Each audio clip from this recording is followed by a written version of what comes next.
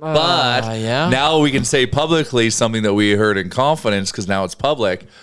We are looking, the players are asking for a puck-moving defenseman.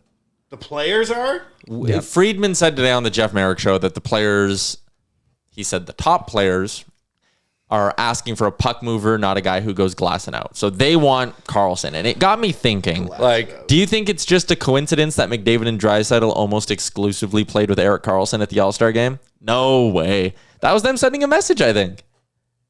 That's maybe a little tinfoil hat. Is he coming here? No, you can't do it. I've been beating this to death now on a couple of Oilers Nation Everyday episodes, but it's like, how can you get Karlsson without moving Barrie? You'd have to move Barrie. That's part of the deal for Karlsson. So, Boosh. But that doesn't, you can't. That makes it even more impossible. You need to somehow, because the Sharks apparently don't want to retain that much, so you need to build up $8 million in salary cap to shed out the door in order to bring in Erik Karlsson.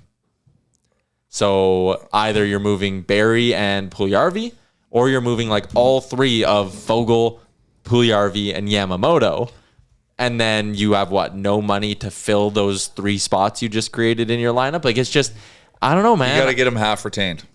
And San Jose won't do that. I know. So like as everyone says, it's got to get a third team broker. That's just like they grow on trees, but that can't happen either. You know who I've watched talk about this the most out of everyone in the media, Ramchuk? You. So to be on this show, talking to you, where I'm very excited for myself, let alone Erik Karlsson. I just don't think it makes any The reality sense. is last year you could have gotten a first to take Erik Karlsson. Yes. And now the ask is like 3 for or whatever. I don't know. Gregor's saying, I don't know if it's hypothetical or whatnot, but the acquisition cost is high.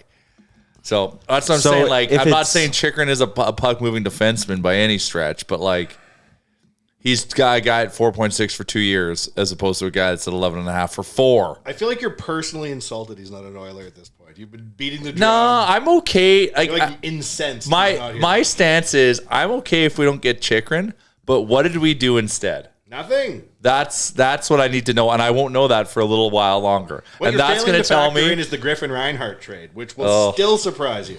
Still surprise you. Yeah, so I don't know, like, the team is good enough and playing well enough to deserve Erik Karlsson.